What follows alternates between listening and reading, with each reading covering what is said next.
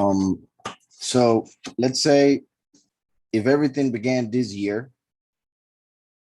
then that would be 22, like 2022 would make 1 year of the ministry of the two witnesses. 2023, 2024, and then half of 2024. So meaning around September of 2024 is when they would die if everything began this year. If let's say everything begins next year, then it will be 2025 around September. And let me look at a calendar of 2024. So March 24 would be, we will begin on a 20th, and if it were March 25, that will make it on 26th. So there will be an adjustment between those 2 years, the 24th and the 25th, if I'm not mistaken. So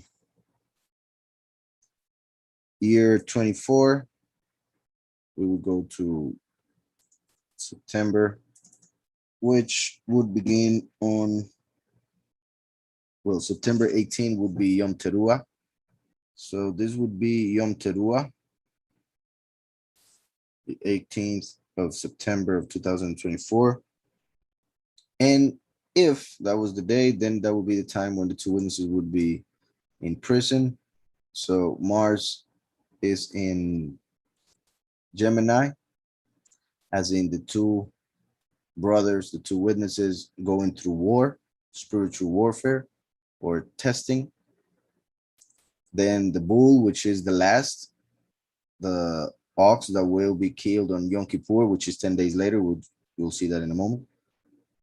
Has Jupiter in between its horns, which are like his crown. Therefore, also Jupiter in Hebrew is Tzedekah, which represents the Yahweh Tzidkenu, our righteousness. So it would be like the two witnesses going through war for the last, who is Tzedek, righteous, justice, to become the sacrifice of Yom Kippur in order to enter the heavens. And I say that because Uranus represents the heavens. Wonder why they gave that name to it.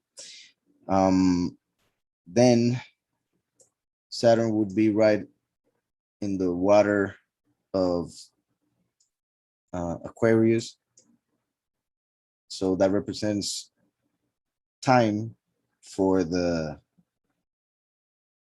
we could say time for the new flood, when the man Almighty will spill a flood, but this time of fire over this earth. As we know, the days of the Son of Man would be like the days of Noah.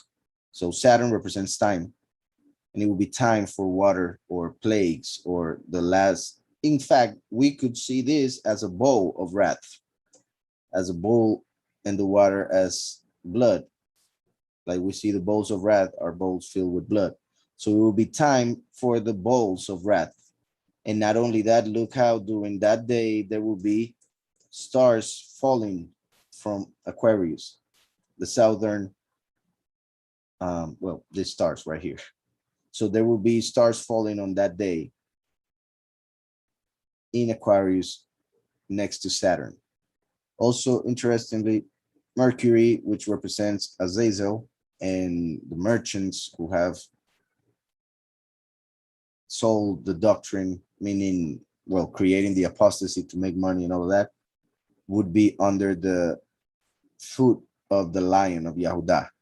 So once the two witnesses finish their testimony, that means Azazel, the false Messiah, the false, the false Messiah, we could even say false prophet also, will have been defeated by the lion of Yahudah.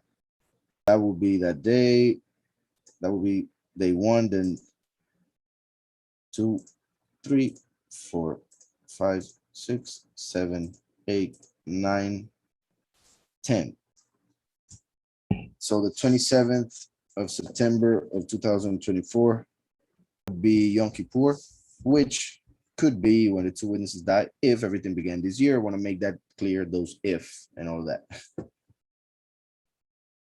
So we have Yom Kippur. Well, just here we see the sun and Mercury. I don't know if you guys remember when Paul and Barnaby were confused by the people who thought they were Jupiter and Mercury. So they thought Barnaby was Jupiter and Paul was Mercury because he was the one speaking. And Mercury represents the messenger of the Elohim. But as we know, when it comes to the two witnesses, they are like Moshe and Aharon. Moshe was the representative of Elohim on this earth, and Aharon was his prophet.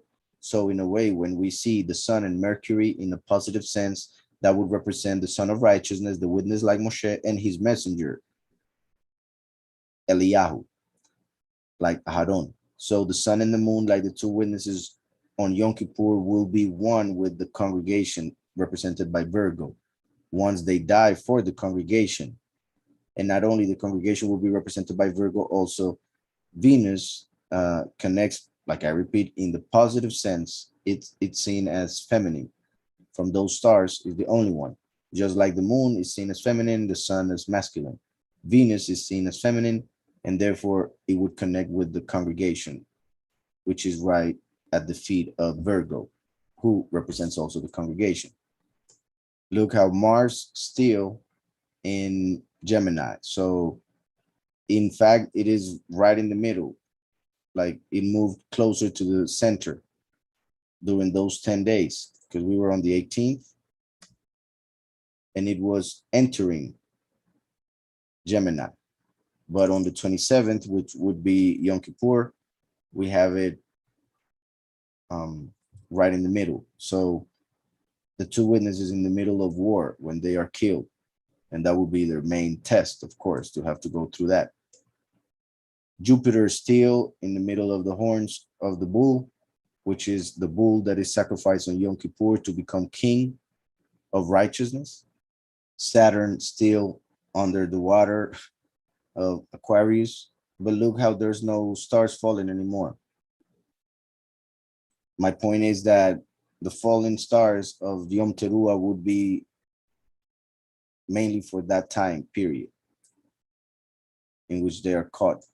But look how here there are 4 other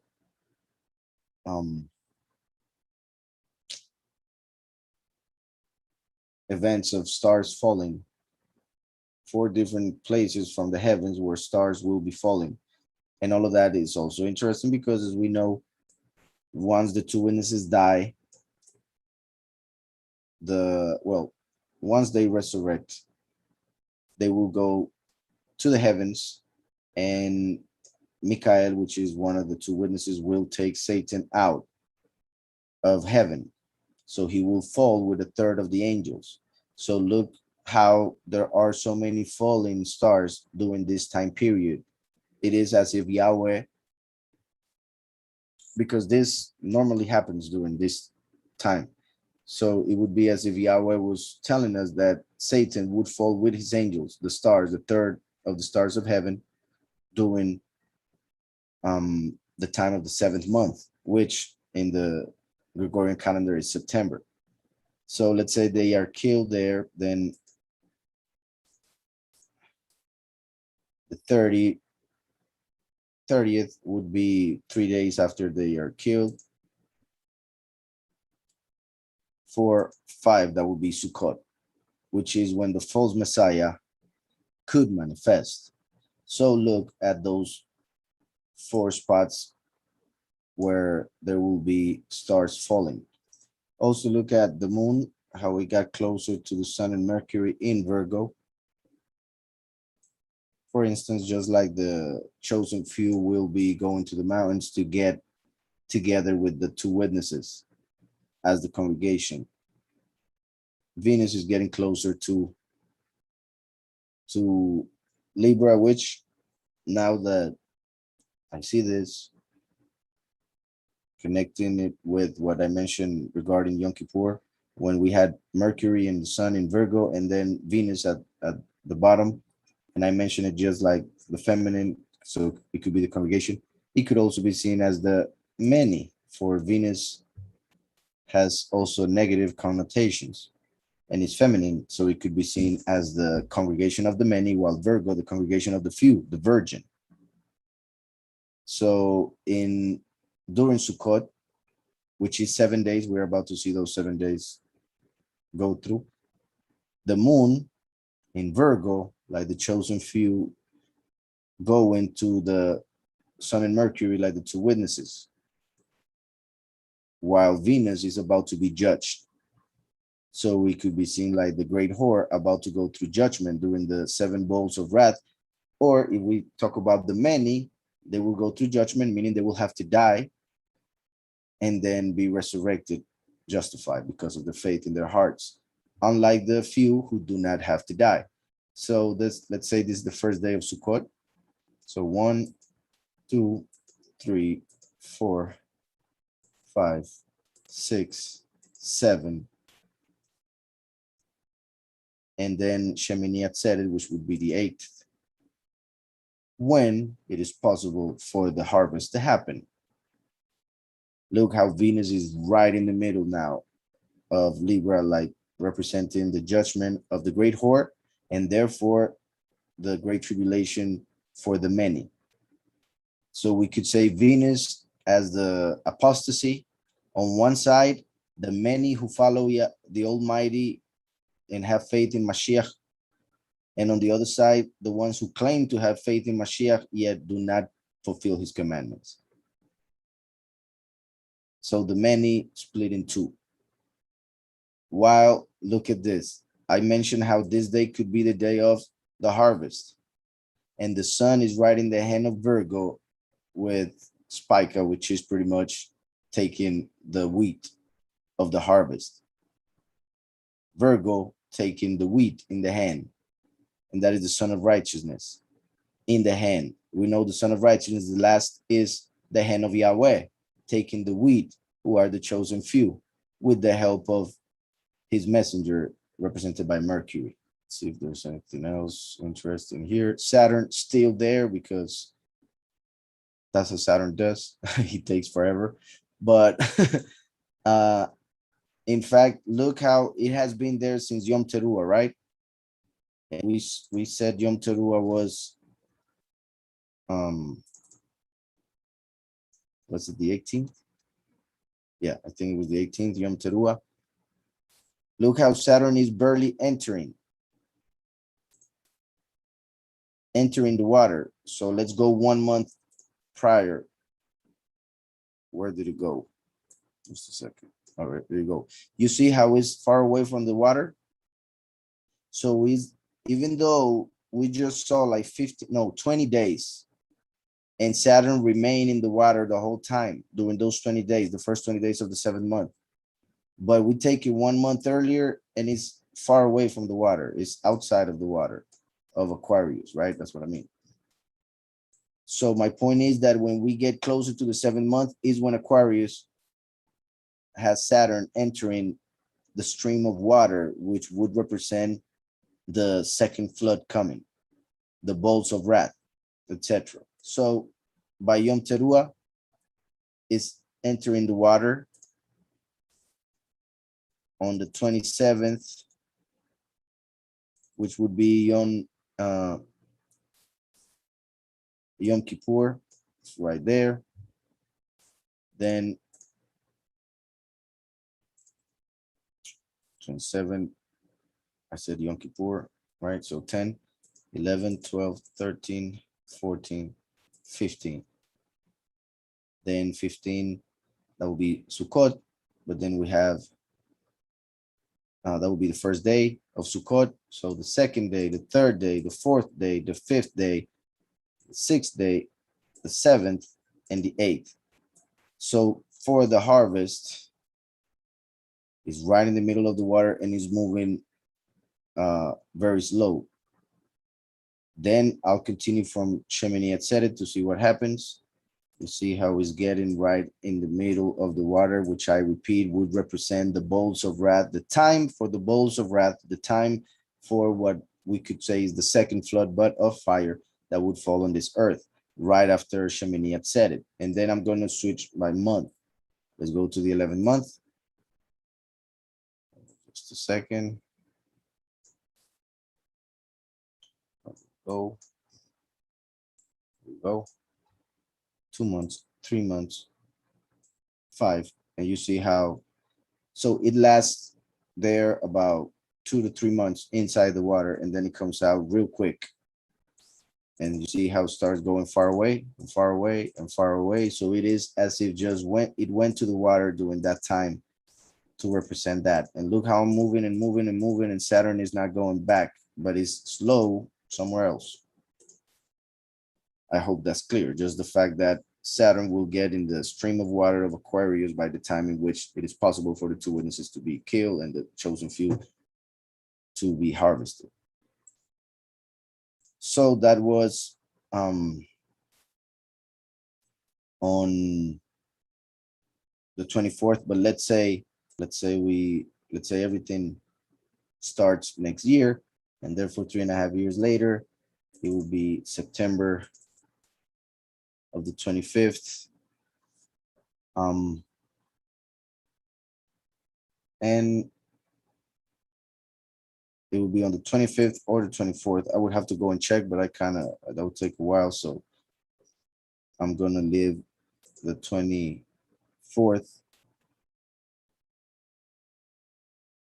as Yom Teruah. And where are the planets? Well, Saturn is in the tail of what could be a whale. I cannot see the sun. Let me see. Virgo. So the sun shining on Virgo, Mercury in the hand, the moon close to the wheat in her hand, and Mars also really close. Jupiter in Gemini. So in a way, the other one kind of seemed more like it. If we look at the way the stars were within the respective constellations. In this one, there are several planets, counting the sun and the moon, in Virgo, which could be important. But I think the other one, which had Mars in Gemini and the other things that we just saw, kind of fit a little bit more. So 1, 2, 3, 4, 5, 6, 7, 8, 9, 10. So this would be Yom Kippur. So yeah, between the year 24 and the year 25, according to what we see in the heavens of the stars and the planets, I think the 24 fits a little bit more. And I also had another ones. Like, if you guys let me know, like send me an email or something, I will check them before time so I can just go to the days and show you right away.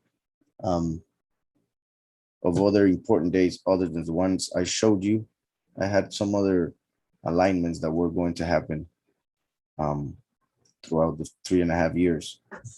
But I would have to go through the several feasts, which would take some time as to do it right here live. So so that was Yom Kippur, I think. Then 1, 2, 3, 4, 5. Yeah, the other ones seem to have more. This one, like I said, there are a lot of planets in Virgo. Virgo represents the congregation, and everybody gathering in Virgo could be connected to how the two witnesses, when they die, bring the congregation together and harvest it, which is also represented by the hand of Virgo and what it has in what she has in her hand. But I think the other one was a little bit more meaningful, having Mars in Gemini, Venus in Libra, Mercury in the sun in Virgo with the moon during the harvest in the hand, and Saturn in Aquarius. So how Virgo was looking, Jupiter in the bull, Mars in Gemini, all of that I think was clear. So, well, that would bring the time closer. So that would mean if that happens, that would be this year that everything began.